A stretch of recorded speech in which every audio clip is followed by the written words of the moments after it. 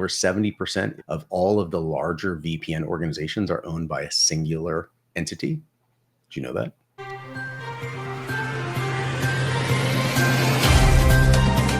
This episode is made possible by OIT VoIP. Find your best-in-class revenue generation for MSPs all over the world. Learn more via the link in the show notes. Good morning, and welcome to the December 21st episode of MSP Dispatch, your source for news, community events, and commentary in the MSP channel, and the last episode of this year, 2024. By the way, this is episode number 284. 284 podcasts have gone out for you, the community. That being said, my name is Tony Francisco, and I'm going to be your host today. No co-host. I'm doing it solo, bringing you straight out of the gate. So let's jump into the first story.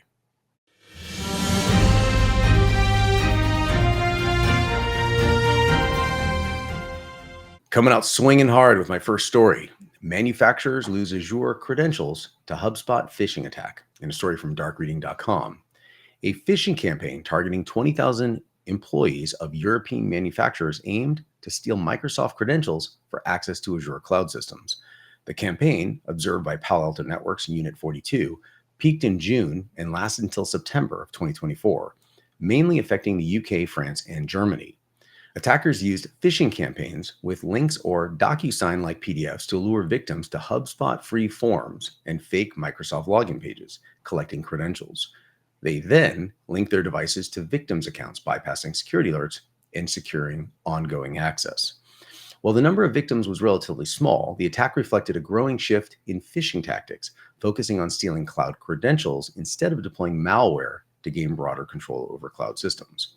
We have seen so many 284 stories. We have talked about so many types of phishing and smishing and all the different, wireless access drive-bys and every possible way, so we think, of exploiting, attracting, gathering, documenting information for attacks in malicious manners.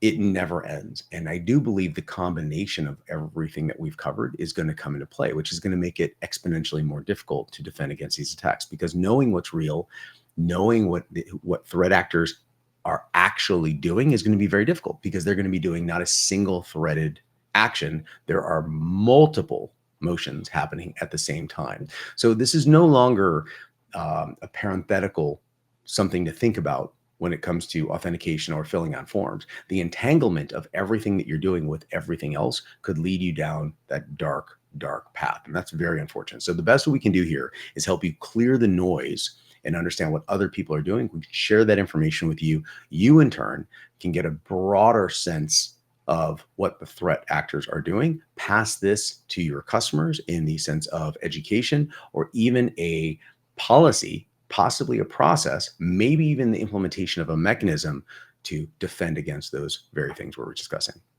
So with that, be safe, and let's jump in to the next story.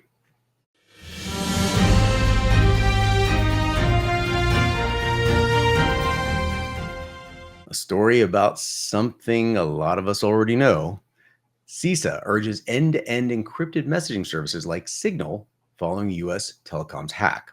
In a story from cybersecuritynews.com, the Cybersecurity Infrastructure Security Agency, that's CISA, is urging senior government officials and political figures to use end-to-end encrypted messaging services like Signal to secure their communications.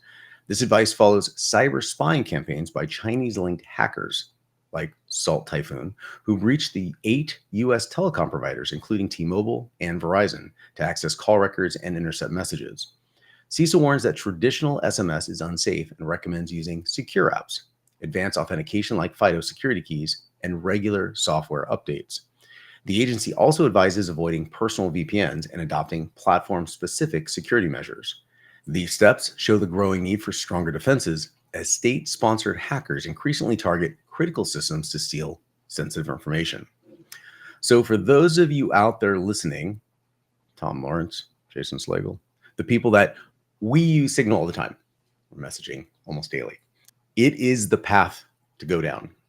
End-to-end encryption. Now you're talking about end-to-end encryption using Facebook Messenger. Really? Is it end-to-end encryption? We kind of know the middleman at this point. Anything that involves a middleman, I've been very leery about. Even VPNs. It mentions that a single sponsored VPN organization that has a vast coverage. My question to you is, first question is, do you understand that I believe over 70% of all of the larger VPN organizations are owned by a singular entity? Do you know that? Did you know that singular entity, do you know who they are? Bet you don't. So when you start exploring that and you understand, you recognize that they are the man in the middle, they control everything. I don't think any of us truly know that. So having an endpoint where you can set up a VPN server that you can VPN into and then out from there, probably more trustworthy. So if you're VPNing into your home and then going through your Comcast or your local cable provider or your Fios, whatever it may be, doesn't sound that good. But I believe, in my opinion, it's better than going through an unknown VPN source. If you're going to use a messaging app, please understand the incentives behind gathering the data and use an end-to-end encryption app. I strongly recommend Signal. So with that, everyone needs to stay on top of community events. But you know what? There are no more community events this year because we're ending the year. This is amazing. This is the last episode, everyone, and we should be really excited. We went the entire year, list hundreds of episodes, sharing information with each other, and you can still do that even though there are not community events.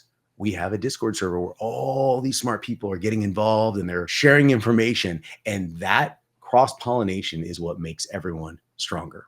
If you only had a link to it, where would that link be?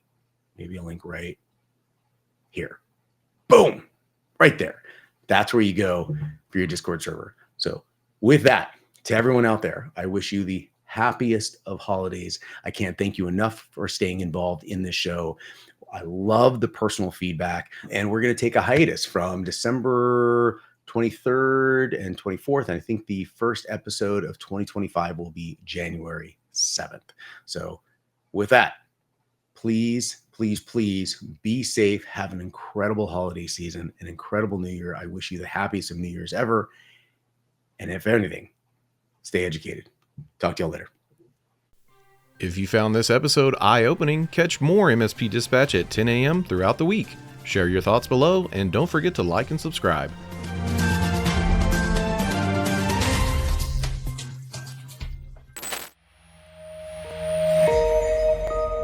This has been a broadcast of the MSP Media Network.